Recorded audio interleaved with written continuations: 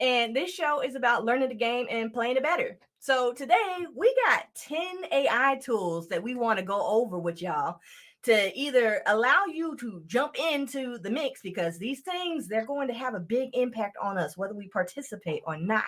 But at the same time, there are those of us that are already involved, but we still don't know other areas that we can expand in. So that's why we live here with y'all today. I'm Brandy, the Disconnector, with my beautiful sister queen, Sean Speaks. Hello, everybody. I'm excited about this. I really, No, really am. definitely. So this is something I'm excited about, because though I have been in the cryptocurrency space and everything for a little while, AI is something that the sis is right on top of. This is right here, right I here. try my best to at least be aware of what's going on and to incorporate these new AI tools that's coming out into sort of my daily life, whether it's my daily productivity life, whether it's my work life, my side hustles, whatever. I try to incorporate these AI tools. And so one of the things that I'm wanting to do is just to begin to share different AI tools that I use or that I'm aware of that may be beneficial to you. Just share it and not assume that everybody knows about these things, right? And Right. so that's kind of, why I wanted to talk about 10 AI tools that I believe will be useful. And I have a bonus AI tool. So really, it's 11. Right now. So Right let's now. go ahead and jump on into the first one so we can see what we're talking about here. All right. So the first AI tool is called Quillbot. Quillbot. All right. That's a writing tool. So it uses AI to improve your writing.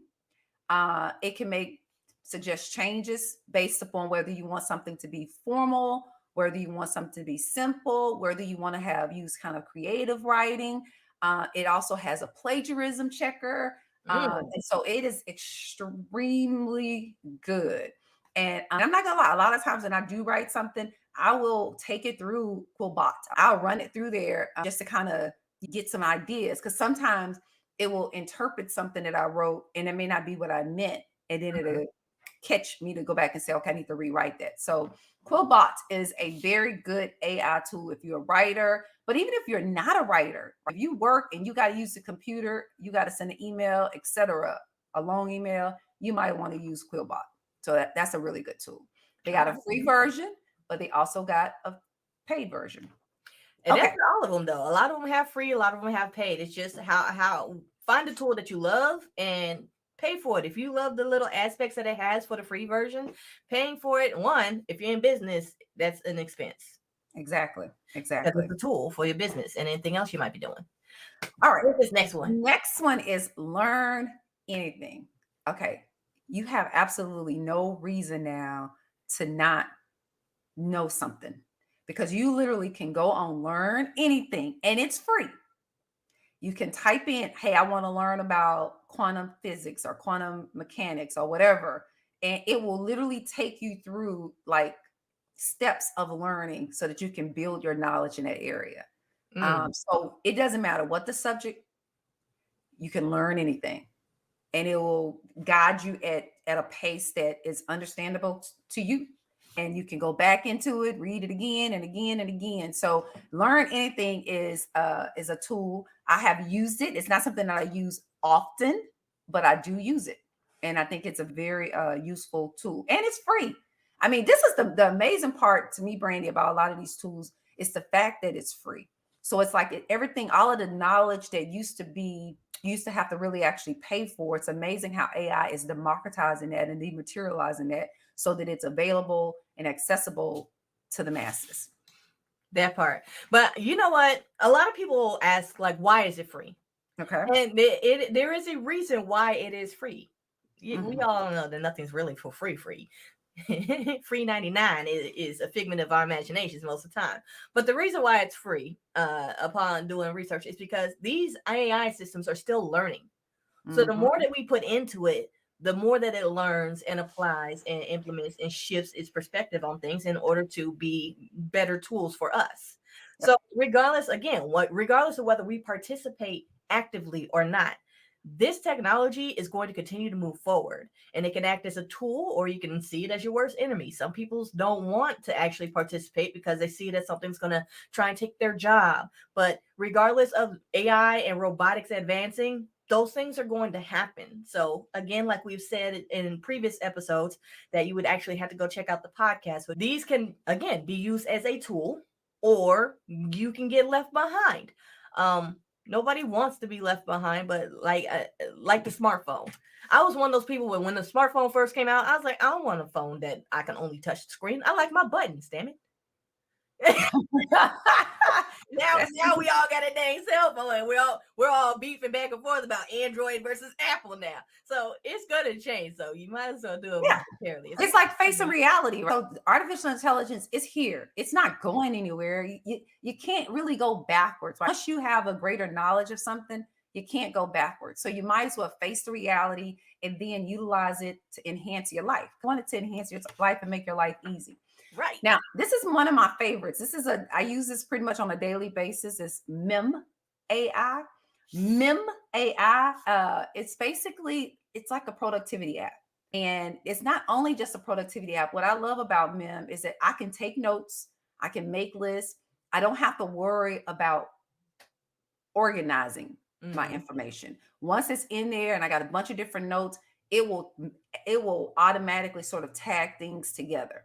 It also has a built-in AI tool. So it's almost like a built-in chat GPT. In fact, Mem AI is a project under OpenAI anyway. But you can literally ask it something while you're typing something. Let's say you're typing about, Ernest Hemingway, and you want to know a fact about Ernest Hemingway. You can actually ask the AI within Mem, within your productivity app, to write you a summary about who Ernest Hemingway is. So instead of you having to go out and go to Google or go out and go to ChatGPT or wherever you're going to go or go find a book, you can actually ask it within Mem AI. Now, you only have a certain number of times to use that AI assistant, and you have to buy more uses of it. I use Mem AI all the time, and so it's a part of my productivity. You may have heard of the second brain, right? Well, utilizing these productivity apps is literally like building a second brain. It's building up your memory bank so that you don't have to remember it, but you'll have a place where all of the knowledge that comes in is in a central location that you can go and access. And the great thing about Mem is it'll organize it for you. Okay. And so I really, really, like I said, this is one of my go-to. I pretty much use Mem AI on a daily basis. If not a daily, definitely an every other day basis. The reason why I like the idea of that one, that's one I'll actually have to get into and actually start using. But I know as a creative that there are several ideas that come into my mind. I kind of jot them down and then move on to the next thing. Well, if you jot it down in a tool like this, you not only get it off your mind in order to free up space for new ideas and the implementation and expansion of other ideas, but it's something you can come back to and know that you can come back to. Like sometimes, like we write it down and we have no idea what notebook we use, what post-it notes we put it on, and you spend more time looking for it than just being able to go to one spot and retrace what it is that you know that was a brilliant idea or thought, or maybe it's something really important you need to remember to do. All these things are very, very important. And a good point before you go to the next one, the reason why you want to start doing that is because if things have connections and if you don't have it recorded, you won't know that that's connected to something else that comes through your mind or something else that you encounter. Whereas when you start to record these things and you start taking really sort of notes of your life, you begin to see the tapestry and how things fit and converge and connect. And that can only just enhance your life even more. And you could also begin to see opportunities through those connections that you may not have otherwise seen because you wouldn't have remembered that you had remembered that before or had encountered or had that encounter with that information before. So it's a good thing. So Mem is one of my favorite. Now, Notion, I use Notion every day.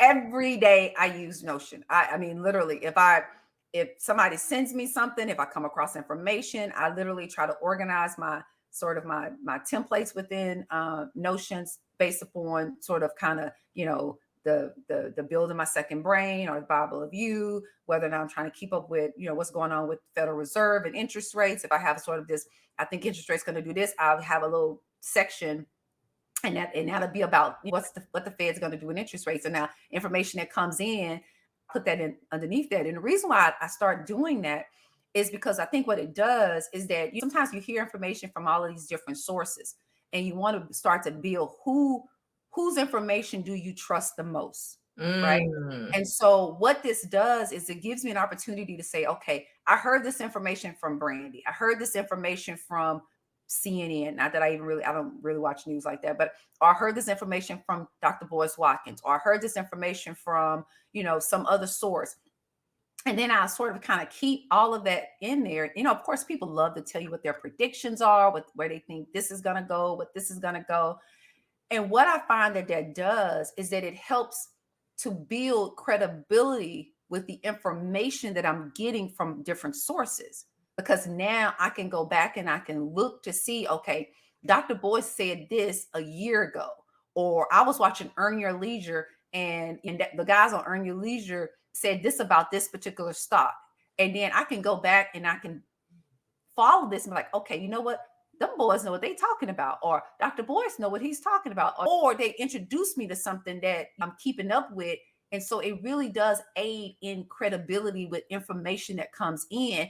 I love Notions. It's similarity. Notions has an AI as well. They just released that not that long ago. And so you can do the exact same thing that you can do on Mem. You couldn't at first. Notions just got it. You could do the exact same thing that you go on Mem. You can actually ask the AI to assist you in summarizing something, writing something, etc. Sort of like almost like a built Chat GPT within the AI. I don't know which large language model they use, but I think it may be Chat. But anyway, you can do the exact same thing with Notion, and it's the same thing. You have a certain number of free, and then you have to replenish if you use the AI assistant past the amount that they give you. They have a paid version, they have a free version of Notion, but I'm telling you, it's really good productivity tool. And something that you just covered too, it's very important to me to make sure that you track your sources when you're quoting people or sharing material that is not your own material. So something like Notion will help you make sure you give credit where credit is due, which is something we should always keep in the forefront, because all of us have masterful ideas that we share publicly, but we don't get the credit that we deserve. And I like to make sure that I give credit to my mentors and the people that I allow to influence me, whether it's through their different books and quotes and things like that. So I love Notions, and I haven't even started using it yet. Yeah, Notion is good. It's a good one.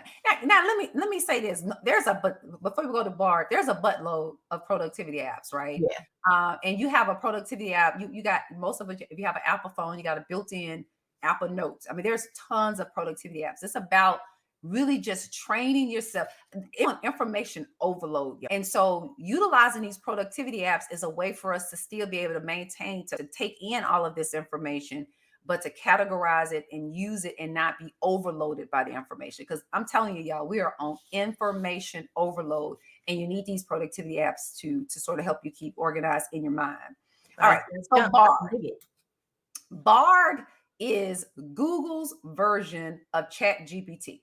All right. Oh, okay. So basically, Bard is a large language model, and you can conversate with it. You can ask it questions. You can ask it to explain things. I mean, you pretty much can do with Bard what you can do with Chat GPT. Now, this is the funny part. Bard, Google has had Bard, I think, for longer, I think, than Chat GPT, but they didn't release it. Right. But now they've rolled it out. I don't know if it's completely available to everyone, but I know I got off the wait list. So I've been playing around with it. Part of the problem I have with Bard is that I forget about it because they came out late. So when I think about if I want to use a conversational chatbot, I think of Chat GPT. I don't think of Bard. So Bard's like the Litecoin of cryptocurrency. You got Bitcoin. Everybody knows Bitcoin, and most people know Ethereum, but Litecoin's like, hit or miss. It's 1 out of 3. Exactly. So don't get me wrong, that's Google. Sleep on Bard. I'm not sleeping on Bard, but Bard got, they're still working out some kinks in Bard. But Bard is basically just like Chat GPT. So our next one is Pictory AI. Now, if you are a content creator, then you want to use Pictory. It'll help you create visual designs. It'll suggest layouts, colors, all of these things. It's kind of built into the AI. And so really all you really have to do is kind of think of your idea, plug it in there, and it will kind of spit out, the visuals for you. And the beauty is, it does a pretty decent job. It's a great starting point. And that's what's the thing about these AI tools. They are great starting points. They're great brainstorming tools. Right? Instead of you having to start from a blank canvas, right? It sort of gives you a really good beginning. I know if you're a big YouTube watcher like I am, you get on YouTube. I'm paid to avoid the ads. Yes. Yeah, me too, right? I love ads. But one of the things with, you'll see some of these videos, and some of these people, all they did was they spit their script into Pictoria AI, and Pictoria AI spit out a video layout. And they probably didn't make much adjustments to it. Now the beauty of Pictoria AI is that you can easily change out the visuals, and you can easily record yourself onto the visuals. It's very good. It's very inexpensive. I think they do have a free version. Or there's so many videos you can do, and then you have a paid version. But if you're a content creator, if you're thinking about being a content creator, I would start with Pictoria AI. I really would. Man, all this information that we're covering, I would definitely strongly suggest. In fact, I'm not even going to strongly suggest, guys. We are definitely going to offer like a Zoom that we can actually show you how to use these different tools, because I know a few of them I haven't bothered to try yet because it doesn't look user friendly to me. It probably is, but if I can't figure it out within like 30 seconds, I'm probably going to move to the next thing. That's just me. I got a short attention span, y'all. Well, let me say this. I keep like a spreadsheet of all of these different tools, and I've tried a good amount of them. And I'm telling you, y'all, you don't have to have any prior technological experience. None. And very, very ease of use. Now, what you have to have a curiosity. Mm-hmm. And you can't let yourself get frustrated because you don't know. You gotta, you know what I'm saying? It's really set up for it to be easy for you to create. Let the AI do the job for you. You do the innovative, you do the thinking, you do the having a great idea, and then you plug it in and let the AI do the work for you. You know what just came to mind? Mm-hmm. Like, you remember Ask Jeeves? I do. I kind of. I see like almost every one of these becoming like a graphic or a character, an animated character that within the metaverse and multiverse you can literally walk up to. Like, you walk up to Pictoria and say, "Hey, I want to design this with these colors, and this is what's going on." And then it just turns it out, and all of a sudden you have an NFT that you can mess around and drop somewhere and sell.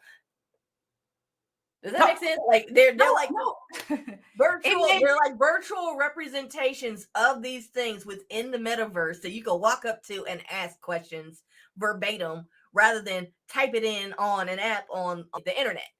No, you're not wrong. There's a space called Vatom Spaces. Vatom Spaces, like I've created a Vatom space. So my space is like in the air, and you can walk through the little space and you see uploaded some of my YouTube videos on there. And I've been meaning to build it out. My goal is one day I was going to do something for the Sean Speaks brand, but also I was going to do something for the firm brand. So certain videos or certain things where I have the same conversation with clients over and over again. I was going to record a video. You can go to my website, link to the Vatom space, and then you could be taken to, this outer world space where I got it in space, or I got it on a beautiful island.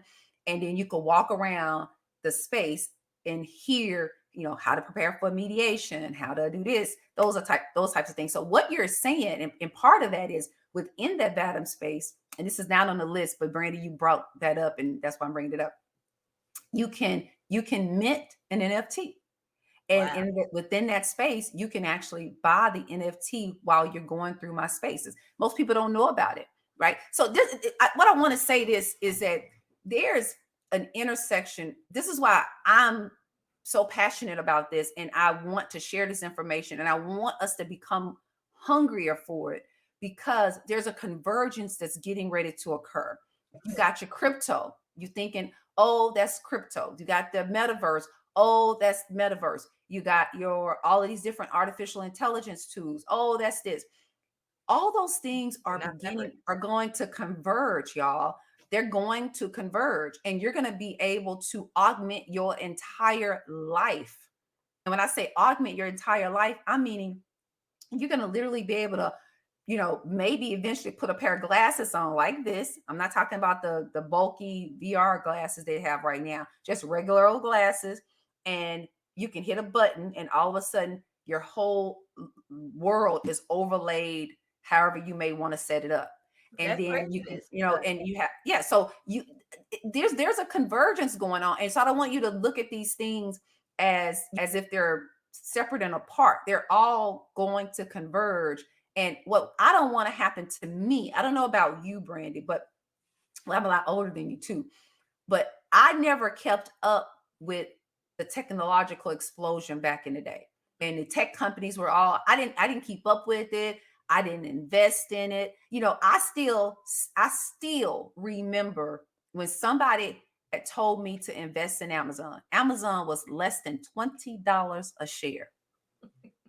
I still remember it. You want to kick yourself in the ass. Oh my God. Well, what that taught me, really, I'm telling you, what it taught me is, which is one of the reasons why you need a productivity app. Because had I been training myself with productivity, believing that I'm the Bible of me, my build a second brain, if I would have wrote that down and say, somebody, said to go buy the Amazon app, what's going on with Amazon, blah, blah, blah.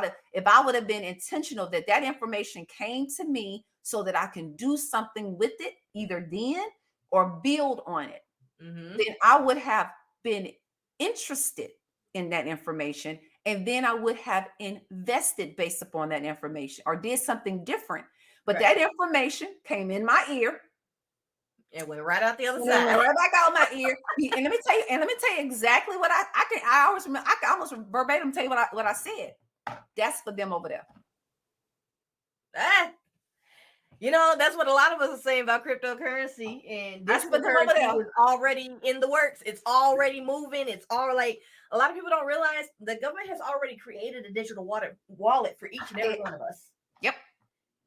Most people don't really know about Fed. I posted it a couple of times in a group about Fed now. Like, is all of this stuff really just for Fed now?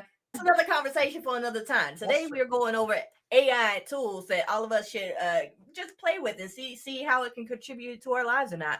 Because again, AI and robotics, they're not going anywhere. They're going to get more and more advanced. And I think the last I checked, somebody's estimate, and I gotta go back and check the source. I'll drop the source once I locate it in the comments a little bit later. But they're saying up to 80% of jobs could be replaced by AI and robotics. Yep. And to some people that's scary, but to me it's kind of exciting because at the same time, what else could you be doing since you don't have to worry about working, but you can still make money. You still make plenty of money. You just gotta plug in and dial into what's going on. There's a reason why there's a massive wealth shift happening as we speak. This is it. Yeah. This is it. No, it's let's take logo AI. Generally, if you wanted to come up with a logo, I would have to hire, let's say Brandy was that's kind of what Brandy do to a certain extent, right? I would have to hire Brandy. And then I would pay her to create me a logo. And that's not to say that I won't still hire Brandy. This is a tool for Brandy to use to enhance her business. But now, right? I don't know if you see my logo on my background, right? That I made that logo myself on Logo AI, right? And I love my logo. I did it basically myself. And really all I did was textually type in what I visually wanted it to look like. That's it. And so now I'm not in the business of making logos. That's not a part of my conglomerate model of the businesses that I want to do. But for people who do or who are in that business, that creative space business, well, look, I just gave you a head up. You're going to be able to spit out logos for your clients. And they're going to be like, oh, it's amazing. That's exactly what I was thinking in my head. And then you're going to be able to charge them for it. I think it's worth it, especially if you are in the business of this. So now we're up to our number 8 AI tool, which is Tango.us. All right. Now this one is a free website, and it basically will enable you to create how-to guides, documentations in seconds. So for my full-time job is I'm a lawyer, and I have a couple of assistants that work for me. So I'm training them on how to put together a bankruptcy. What I can do is I can go onto my system, I can turn on the Chrome extension for Tango, and then what Tango would do is record every step that I make, right? So if I open up my bankruptcy software, I input this, I input that, I input this, and Tango is capturing every step that I make. And then it'll turn it into like a how-to guide. So now, instead of me having to take up my time, and let's say I have to train 5 people, instead of me to have to train 5 people, I do that one time. And I send them that guide. And that guide literally says it'll take them step by step, visually, as if I'm doing it. Game changer. And Tango isn't the other one. There's another one I think called Scribe there, but it's about the same thing. Yeah, this game changer. If you own a business, you are somebody that has to train people, and you're trained, everything is done on the computer nowadays. Tango is a free tool. Now they have a paid version, but the free tool ain't shabby. It's a free tool that you can use, and if you find that that is really benefiting you, then you can up it to the paid version. And I think it's still like under $100 or under $150 for the year.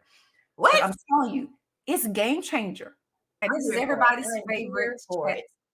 Chat GPT, that's everybody's favorite. It's a large language model. It's like a Bard.